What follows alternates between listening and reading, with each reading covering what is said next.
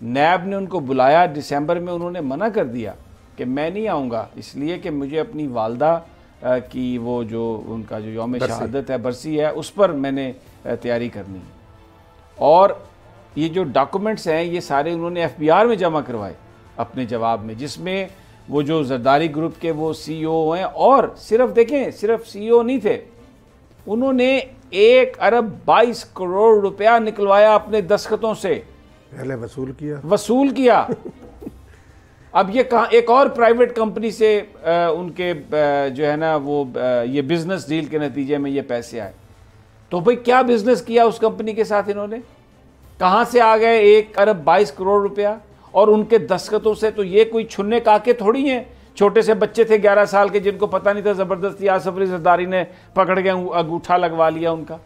तो ये तो माल खुद, यानी हड़प्पन, वो जैसे कहते हैं ना, ये भाईजान बात ये है, अभी हड़प्पन। वो जब ये अभिनंदन को छोड़ा था ना, तो वो मैंने देखा हर बंदा वो सोशल मीडिया पर उसकी तस्वीर लगा के ना, तो उन्होंने अभी मुच्छन, अभी गंजन, अभी ठंगन, पता नहीं सारा। तो मैं अभी हड़प्पन 1 अरब और 22 करोड़ रुपया अपने दस्तखतों से निकलवा लिया, और आप कह रहे हैं जी मैं तो पता ही नहीं था, वकील दस्तखत कराते थे, करते थे, मैं तो छोटा सा एक बच्चा था, बस काम करता था बड़े बड़े। देखिए समीर साहब, बात ही है, तो एक मामला है ना जो सामने आया है अभी तो ये है बिलावल भुट्टो साहब के, और मामलात भी बहुत सारे सामने आने वाले हैं जिसमें इनके दस्तखत मौजूद हैं। अब ये मसला ये है समीर साहब, इनको बुलाया गया 4 दफ़ा नैब में, ये सिर्फ 1 दफ़ा पेश हुए। 3 दफ़ा इन्होंने बहानेबाजी की, कहता मैं पेश नहीं हूँगा, और उधर से वकील से कहा कि जी टाइम दे दें। ठीक है, ये इस तरह के टोपी ड्रामे करने के मास्टर है। अब इन्हें बुलाया गया है 13 फरवरी को कि भाईजान ये जो चीज़ें हैं ना, इन सवालात के जवाब लेकर आओ। ये सारा जरदारी ग्रुप प्राइवेट लिमिटेड का रिकॉर्ड इन 10-12 सालों का लेकर आओ ज़रा अपने साथ, और बताओ कि क्या हुआ। तो अब ये फिर तहरीक तेज़ करने का फैसला, आज खबरें चलाना शुरू कर दी पीपल्स पार्टी ने हुकूमत के खिलाफ तहरीक तेज़ करने का फैसला कर लिया। समीर साहब, इन लोगों का आगे वो मौलाना, देखें आज समीर साहब बड़ी तकलीफ दे बात है, मैं आपको बताऊं कि जुल्फ़िकार अली भुट्टो पे 1000 इल्ज़ाम लगे, और उनमें कई सही भी होंगे, सियासी इंतकाम ये वो, लेकिन उन पर करप्शन का कोई इल्ज़ाम नहीं था। आज देखें जरदारी साहब की मेहरबानियों के नतीजे में जुल्फ़िकार अली भुट्टो का नवाजा जो है मुझे छोटा सा वक्फा लेना है, क्योंकि प्रोफेसर जो प्रोड्यूसर साहब हैं उन्होंने अब बिल बिलाना शुरू कर दिया। नाज़रीन, छोटा सा वक्फा और वापस आते हैं। तो मरियम नवाज साहबा का मामला भी ज़रा लटक गया, उस पर भी बात करेंगे।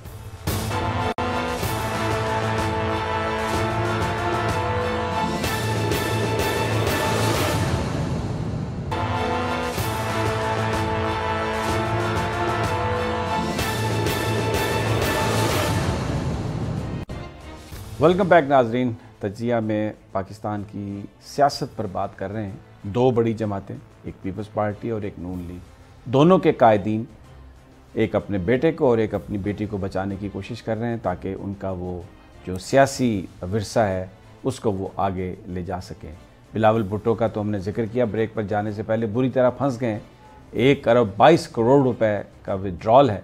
पैसे कहाँ से आए, क्यों खर्च किए, फेक अकाउंट केस है, मनी ट्रेल देना बहुत मुश्किल होगा इसका।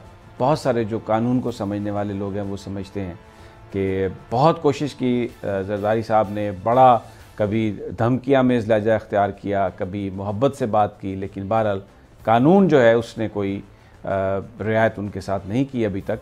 और अब नैब ने 13 तारीख को बुला लिया बिलावल भुट्टो को। बड़ा मुश्किल वक्त होगा, बड़े कड़े सवालात, मुश्किल सवालात। बज़ाहिर तो जवाब नहीं है कोई बिलावल के पास। अब देखना ये है कि अपनी हमायत में वो कैसे, कौन सा एविडेंस या कौन सा डॉक्यूमेंट वहाँ पर पेश करते हैं। उनकी जमात ने अब कहा है कि तहरीक को तेज़ कर दो, इसलिए कि बस अब कायद पकड़े जाने वाले हैं। अब ये एक जुल्म है इस मुल्क में कि चोरी की गई, चोरी पर सवाल किया गया, अभी पकड़ा नहीं है, सिर्फ सवाल ही किया, तो वो कहते हैं तहरीक तेज़ कर दो, हटा दो खान को, ये पता नहीं कहाँ से आ गया और मुल्क को बर्बाद कर दिया। हर तरफ से एक ही सदा है, किसी पीपल्स पार्टी वाले से बात कर लें, नून लीग वाले से बात कर लें, मौलाना फजलुर रहमान के किसी पुजारी से बात कर लें, ANP वाले से पूछ लें, किसी से, को अचकजई का चेला है उससे पूछ लें, सारे के सारे वो यही कहते हैं, बदल दो इस खान को, बर्बाद कर दिया इसने पाकिस्तान को। ये इनके नारे हैं। अब मुस्लिम लीग नून की तरफ आ जाते हैं। नवाज शरीफ साहब की जो जान है वो भी मरियम साहबा के अंदर है, और वो उनको अपना सियासी वारिस बना के चाहते हैं कि आगे वो मुस्तकबिल की वज़ीर आज़म भी बने और पार्टी को भी आगे लेके चलें। वो बाहर बैठे हुए हैं, खुद चले गया, बिल्कुल मुंह पे जिप लगा ली है, टेप लगा ली है, बात नहीं कर रहा है कि किसी तरीके से कहीं से कोई ऐसी बात हो जाए कि मरियम नवाज साहबा को बाहर जाने की इजाज़त मिल जाए। अभी तक तो मामला फंसा हुआ है। अब 18 फरवरी तारीख, नया बेंच, जस्टिस अली बाकर नजफी उस बेंच के सरबराह, वो इस केस को सुनेंगे।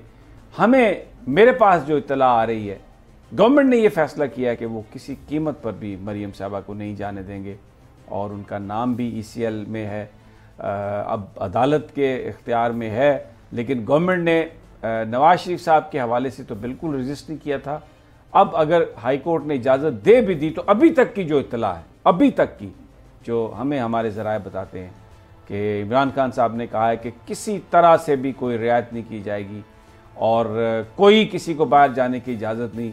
अजीब मुल्क है, यहाँ पे सज़ा हो गई है, आदमी मुजरिम है, लेकिन उसको आपने ज़मानत पर छोड़ के तो उसको आपने भेज दिया बाहर, वो लंदन घूम फिर रहा है। यानी अब सज़ा का कोई कंसेप्ट रह गया है कि अमीर आदमी को आप सज़ा दें, उसे जेल में डालें, वो कहे मैं बीमार हूँ जी, और एक डॉक्टर ख़त लिख दे और वो वहाँ पर जो सर्विसेज हॉस्पिटल का जो बोर्ड है वो सारा रिपोर्ट बना दे, तो वो बंदा बाहर चला जाएगा। ये जेलें किस लिए हैं फिर?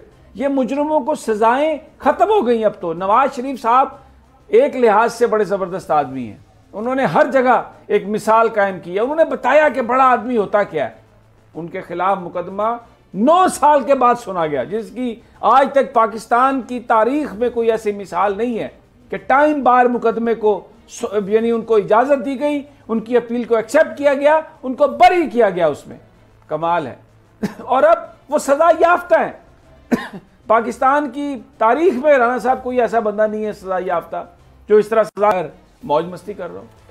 शमी साहब, ये जो सारा मामला है ना, आप देखिए, आप ज़रा थोड़ा सा ना आज उस मंज़र को अपनी आंखों के सामने लाएं कि जिस दिन नवाज शरीफ साहब को कोट लखपत जेल से सर्विसेज अस्पताल में मुंतकिल किया गया था, वो छोटे मियाँ हैट वाले जो हैं, उनकी आनियाँ जानियाँ, और आप देखें कि किस किस्म की भाई साहब को पता नहीं क्या होने लगा है, और बस ये हो गया वो हो गया, कैसे रात को फटाफट सारा निज़ाम जनाब सर्विसेज अस्पताल में VVIP रूम में शिफ्ट किया गया। उसके बाद इयादत के लिए मोहतरमा मरियम नवाज भी कोट लखपत जेल में थीं, उनको भी वहाँ सर्विसेज अस्पताल लाया गया कि जी वो उनकी तीमारदारी करेंगी। और फिर जब तक वो उनकी जमानत हो नहीं गई मरियम की वो सर्विसेज हॉस्पिटल में ही रहे, अपने शरीफ हॉस्पिटल में भी नहीं गए। नहीं, शरीफ अस्पताल तो वो फिर भी नहीं गए, फिर भी जाके जाती उम्रा बैठ गए।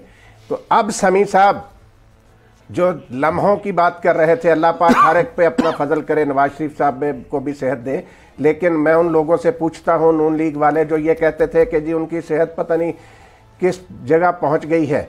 समी साहब, अब कोई 3 दिन या 3 हफ्ते नहीं, अब 3 महीने हो रहे हैं। भाईजान, क्यों इलाज शुरू नहीं हो रहा? कभी ये हुआ? आप मुझे बताएं। सब्सक्राइब करें और बेल दबाएं ताकि कोई खबर रह न जाए।